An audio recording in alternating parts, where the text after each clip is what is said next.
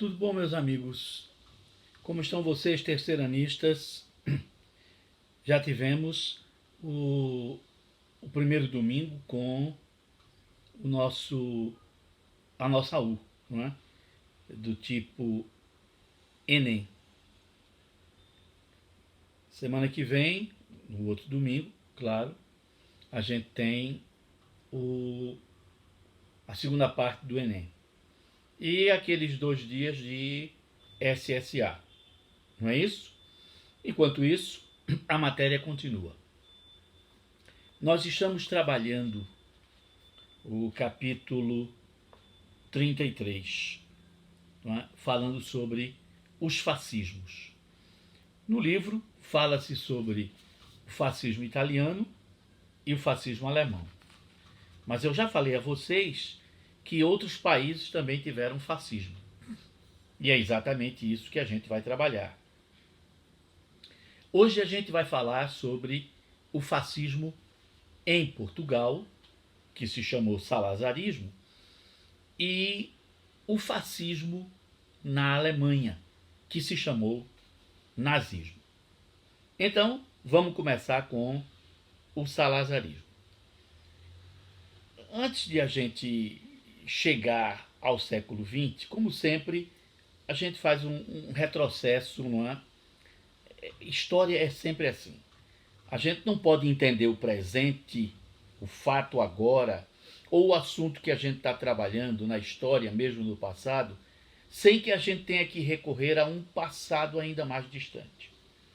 O que é que danado levou Portugal a se tornar uma ditadura? E até onde a gente saiba, Portugal sempre foi uma monarquia, e uma ditadura fascista é uma ditadura que normalmente acontece em repúblicas. O que não é verdade, porque a Itália era uma monarquia e teve uma ditadura fascista. Bom, vamos lá. Quando foi que Portugal começou a perder importância dentro da Europa? Você está lembrado que em 1580 ocorreu a União Ibérica, ou seja, o rei da Espanha era também herdeiro do trono de Portugal. E o trono de Portugal estava sem herdeiros diretos. Havia herdeiros indiretos, sobrinhos netos, sobrinhos bisnetos. E Filipe II da Espanha, como além do parentesco tinha exércitos, ele impôs em janeiro de 1581 um acordo, chamado Acordo de Tomar, pelo qual Portugal reconhecia a chamada União Ibérica. Filipe II seria Filipe II da Espanha e Filipe I de Portugal. Toda a administração portuguesa ficaria nas mãos dos portugueses. Agora, a defesa seria conjunta. E Portugal se submeteria ao rei da Espanha, mas continuaria funcionando normal. Essa União Ibérica foi catastrófica para Portugal e durou até 1640. Por quê? Porque Portugal tinha bons amigos: a Inglaterra, a França, os Países Baixos, a Holanda aí dentro, né? Alguns reinos na Itália, ducados alemães. Só que a Espanha era inimiga de toda a Europa. E aí o que aconteceu? Os inimigos da Espanha se tornaram também inimigos de Portugal. Durante os 40 anos que durou a União Ibérica, as colônias de Portugal sofreram ataques frequentes. Quem não lembra, né, dos ataques ingleses a partir de 1590 ao Brasil, da tentativa francesa de fundar uma colônia lá no Maranhão, né? La France Equinocciale, né? Com o comando de Daniel Latouche, senhor de La Ravardieres, e as invasões holandesas, né? A Bahia, 1624, e a Pernambuco, 1630, que durou mais tempo, não é? Durou 24 anos. Ou seja, Portugal teve que entrar em guerras que não era dele e, óbvio, perdeu colônias. Por exemplo, durante a Guerra dos 30 Anos, que vai de 1618 a 1648, a Espanha foi derrotada várias vezes. Né? Houve a Guerra dos 30 Anos, na verdade não são 30 anos direto de guerra, e formaram-se várias alianças, e nessas várias alianças a Espanha lutou e perdeu.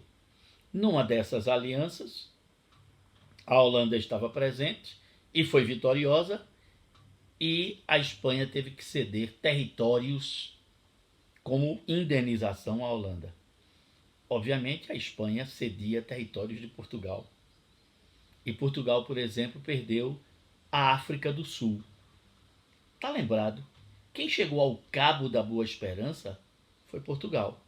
Aquela área que hoje é África do Sul era colônia portuguesa. Pois bem, em 1634, a Espanha cedeu a África do Sul, a chamada Colônia do Cabo.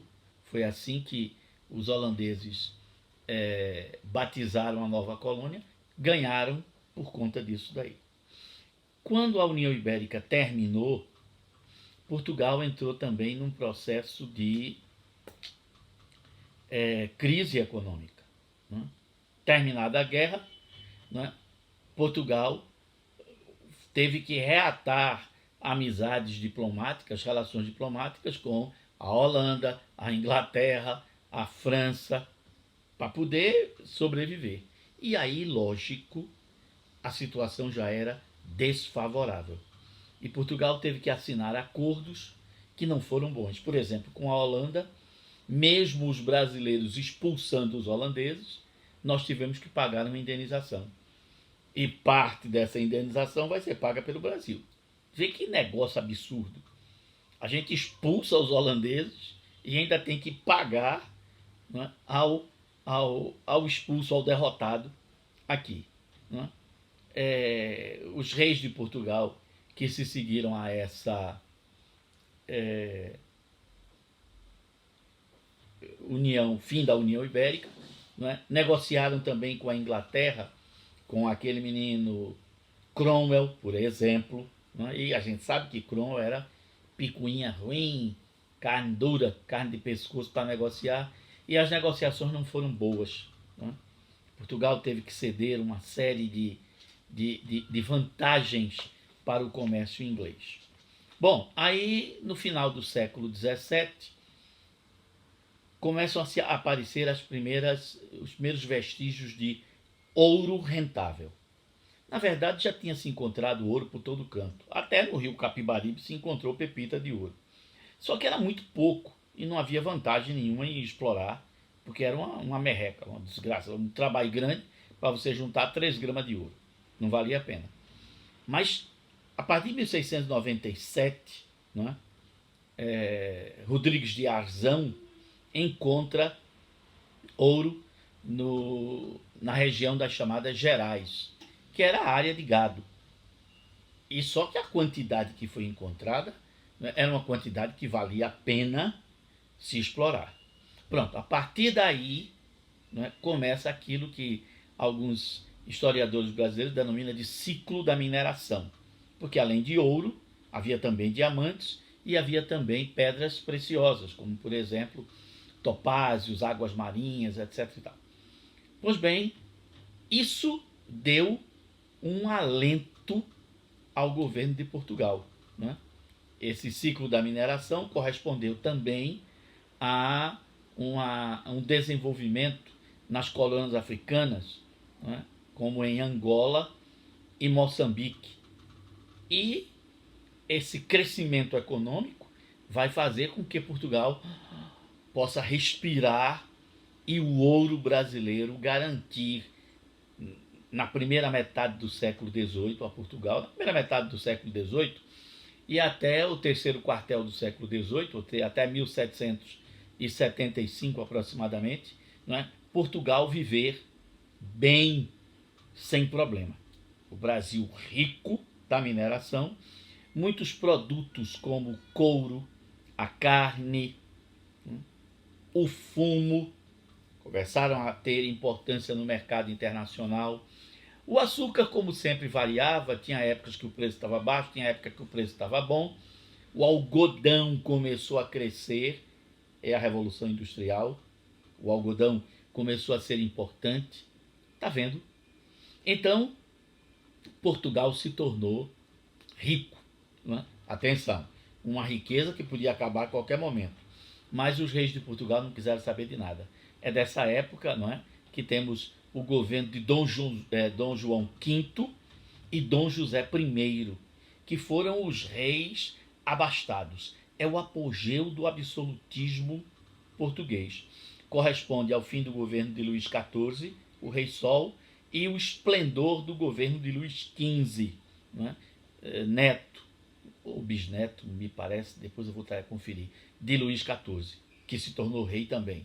Então, essa primeira metade do século XVIII e até, né, como eu disse, até 1775, é o esplendor do absolutismo, e em Portugal também, graças ao ouro, ao diamante, ao algodão, ao fumo, né, e à riqueza que estava saindo também de Angola e Moçambique. Então, Portugal respirou. Mesmo com o terremoto de 1775, que destruiu Lisboa e uma parte, não é, das cidades litorâneas, Portugal pôde reconstruir e reconstruir-se graças às colônias, às riquezas que vinham das colônias. É a época do Marquês do Pombal, o despotismo esclarecido de Dom José I. Bom, o ouro foi diminuindo, o diamante também, não é? As guerras da Europa, não é? Problemas internos lá da Europa, começaram a criar dificuldades para o caixa português. E aí assume o governo de Portugal uma rainha, Dona Maria I, que termina casando com o tio, não é? Dom Pedro III de Portugal, para poder garantir o trono. Esses casamentos malucos entre a nobreza, não é? Para evitar uma disputa entre Dom Pedro III, também era herdeiro, digamos assim, legítimo.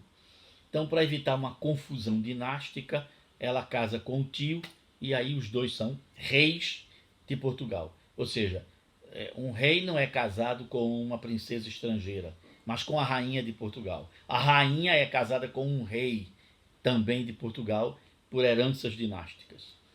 Bom, vocês já imaginaram que de um casamento desse não vai sair coisa boa, não é? Nem Dona Maria era boa de juízo, nem o marido.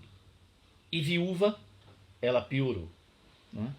E Dona Maria termina ficando louca, doidou de vez. Em 1792, o mesmo ano que Tiradentes é morto, né, é executado por traição, Dona Maria é declarada legalmente incapaz, ou seja, demente, como se dizia na época, não é? Ela não consegue mais raciocinar. Vivia gritando por dentro do palácio, correndo atrás das pessoas, querendo morder gente. E, além de ter perdido o marido, ela perdeu 2 filhos também que morreram, né?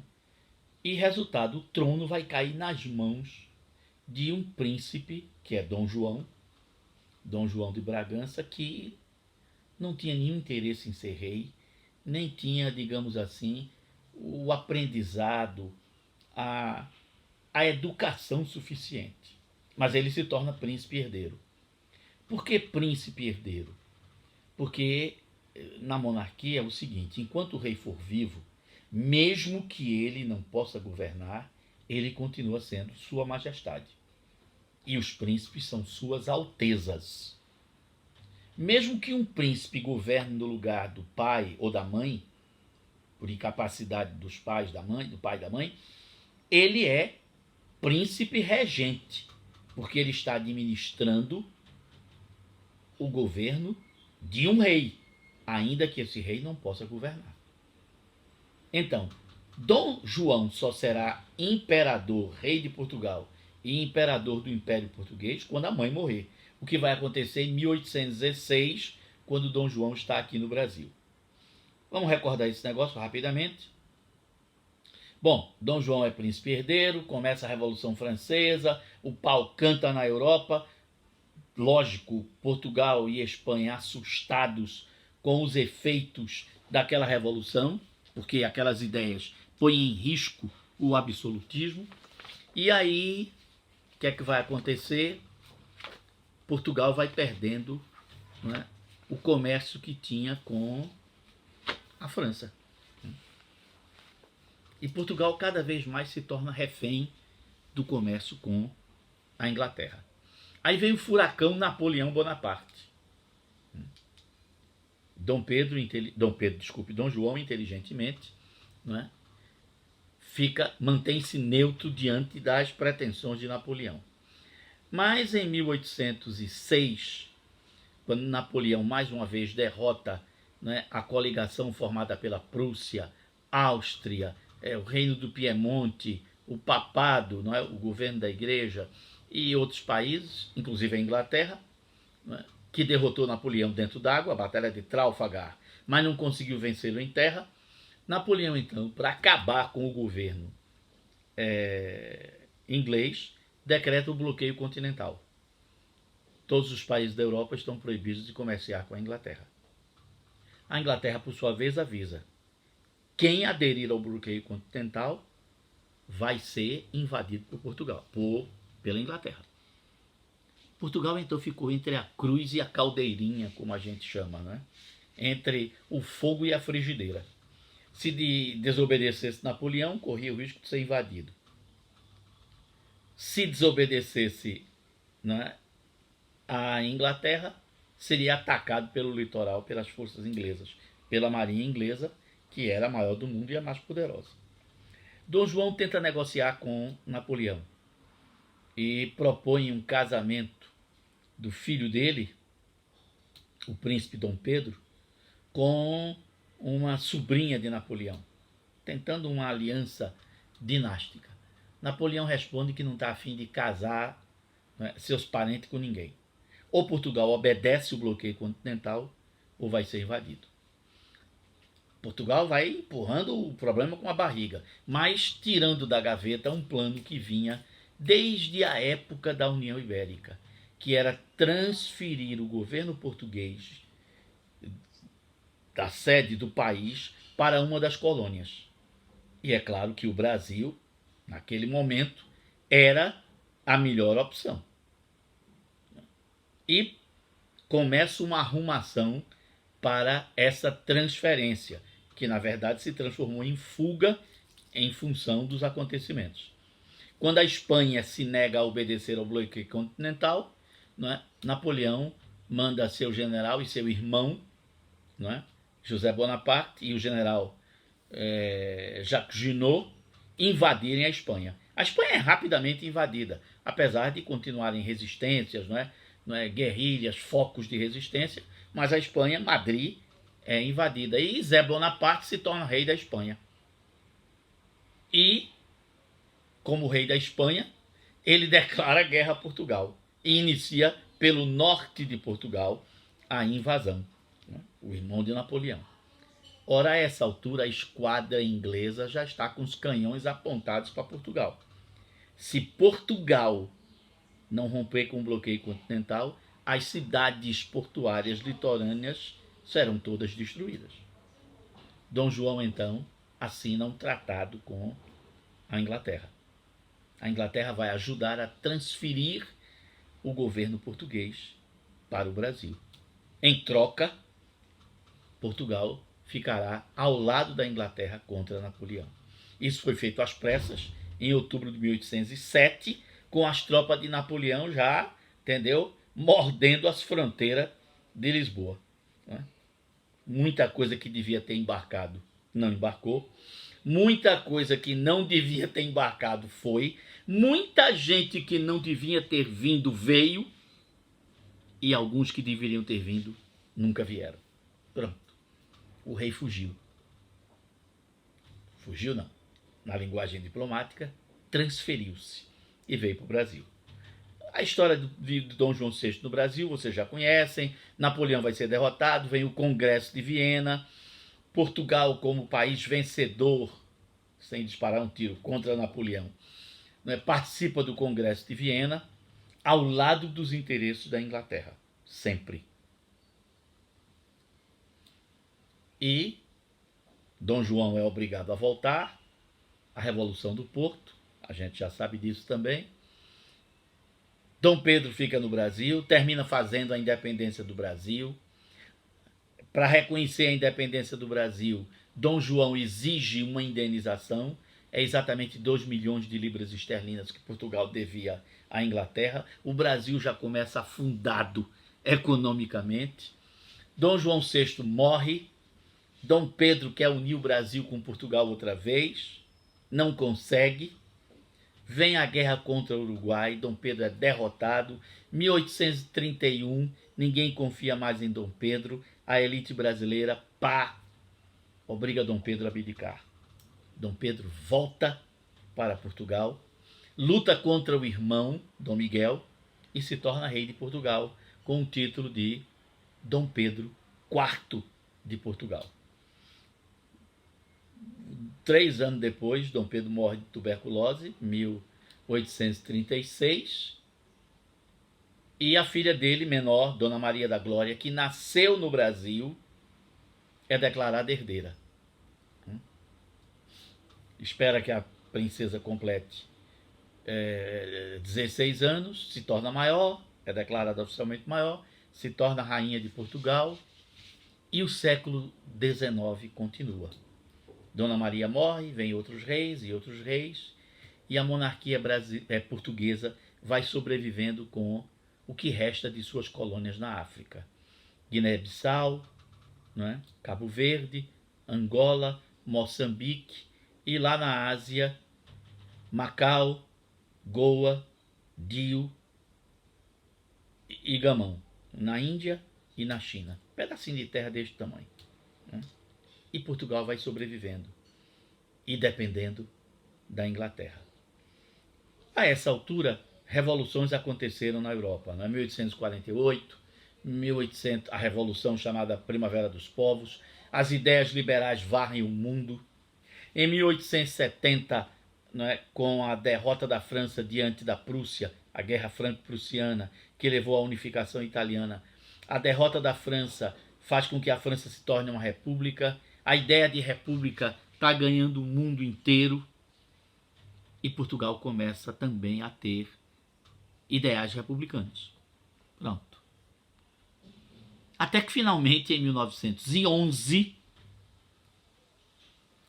o exército português, né, parte da burguesia, né, parte dos latifundiários, intelectuais, proclamam a república em Portugal.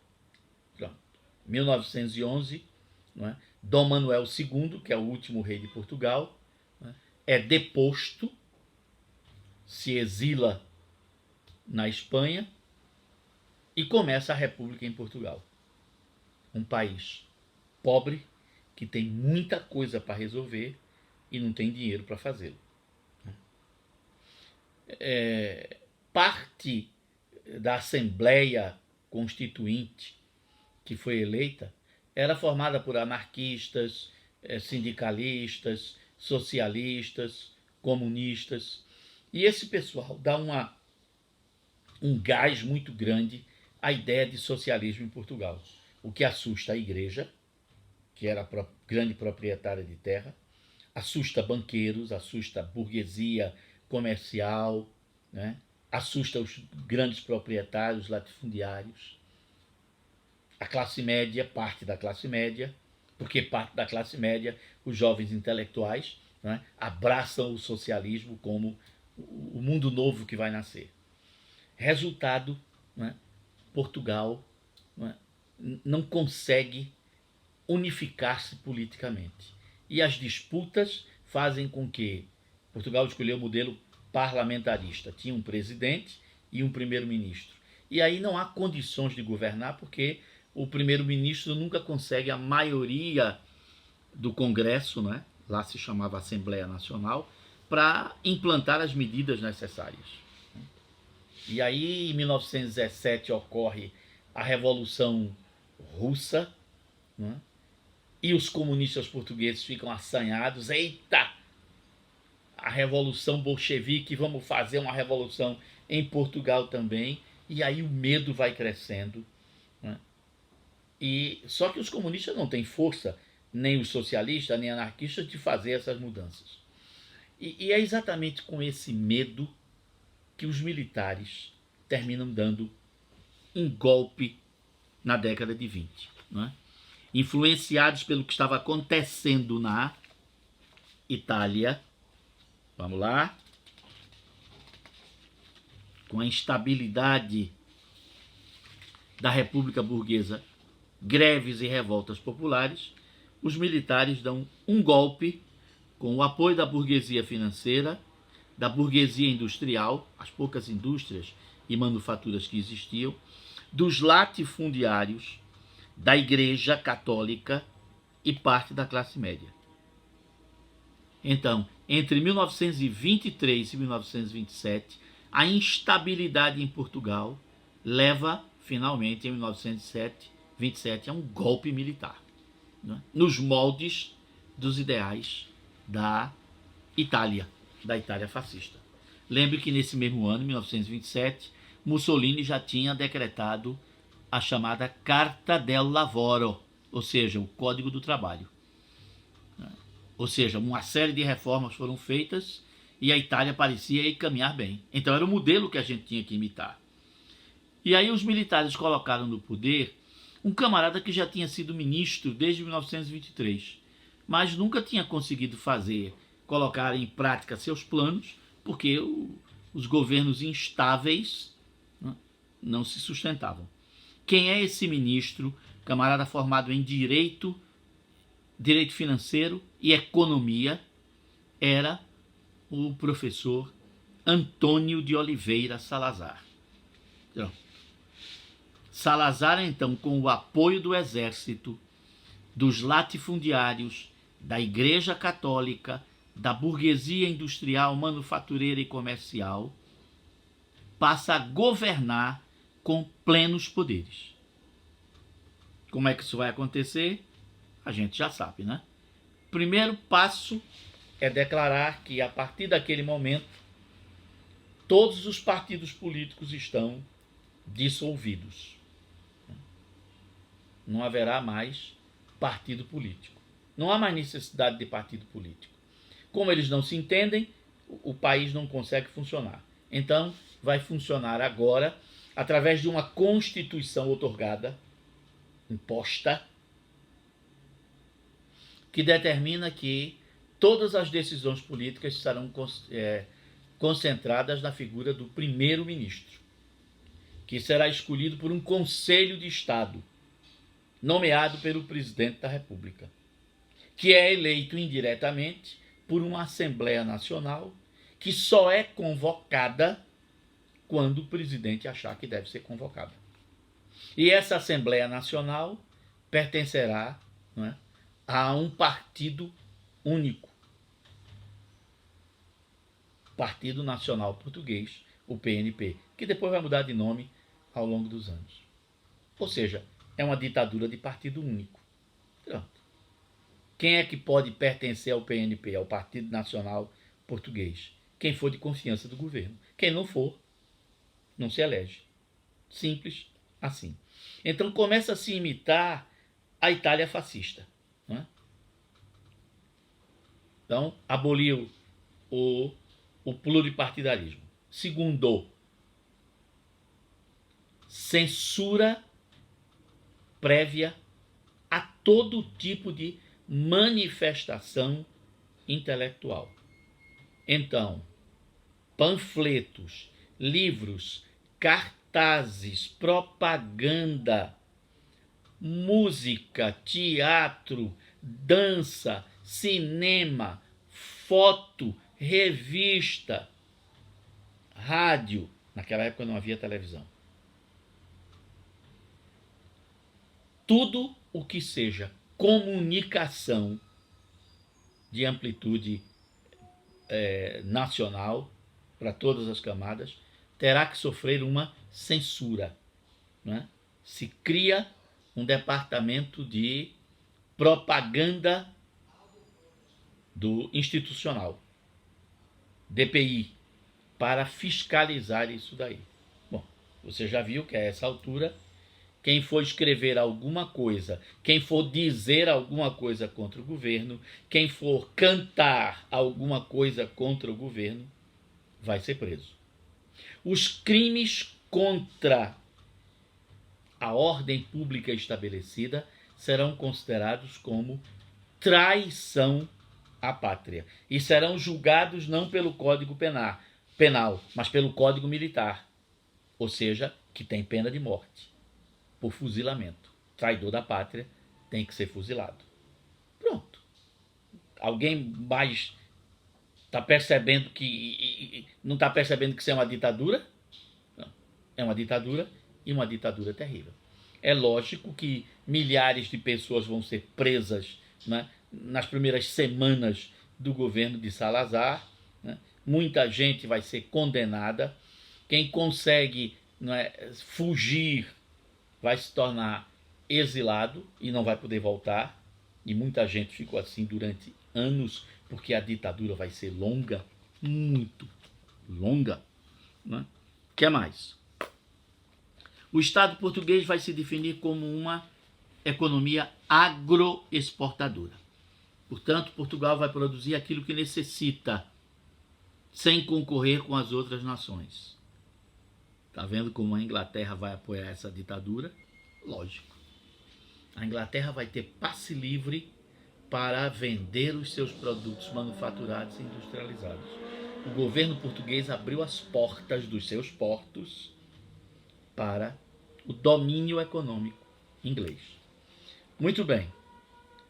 Angola e Moçambique são as duas grandes colônias que vão suprir o déficit da balança comercial. Né? Para que não houvesse revoltas, foi incentivada a imigração de pobres que não teriam condições de viver em Portugal, nem na terra, nem nas cidades. Não é? O governo financiaria a ida desse pessoal, pagaria um salário durante alguns meses para onde ele fosse, em busca de refazer a sua vida. Muitos portugueses vieram para o Brasil nessa época, né? Nos anos 20 e nos anos 30. Né? E aqui, normalmente, vão se dedicar ao comércio. Né? Então, por exemplo, padaria se tornou uma espécie de negócio típico de portugueses no Brasil. Né?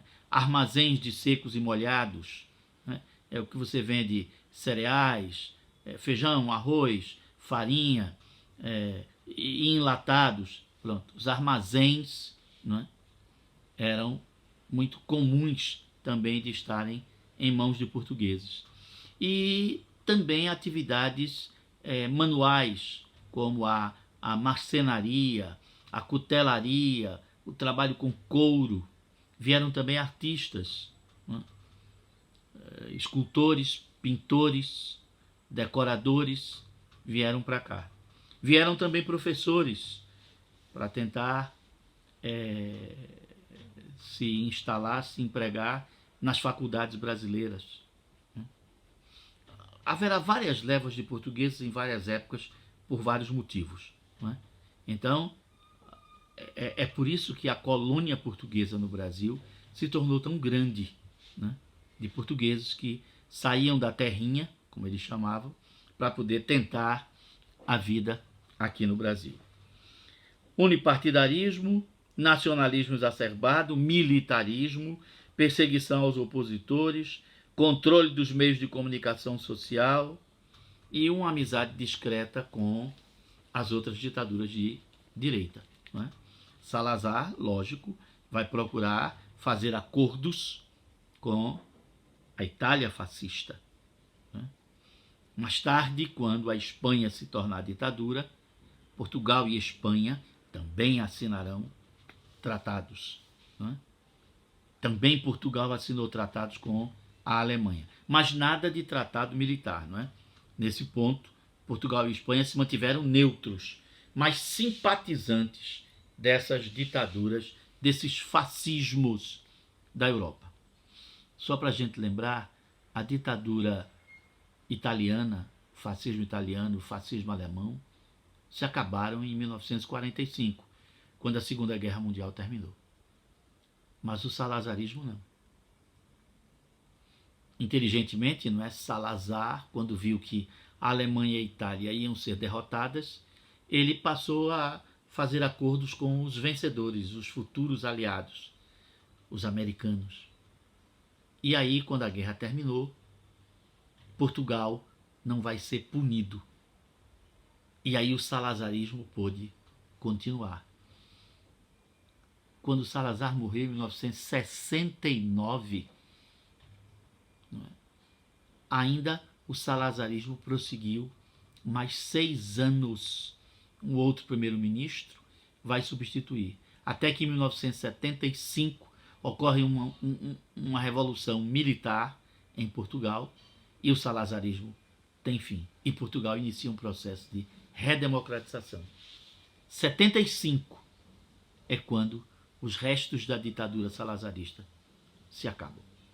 Mas a gente vai falar sobre a continuação da ditadura salazarista, não é? Já na Guerra Fria, não é? Quando a gente tratar depois da Segunda Guerra Mundial. Daqui a pouco a gente vai ver o nazismo na Alemanha. Não é isso? Aguarda aí.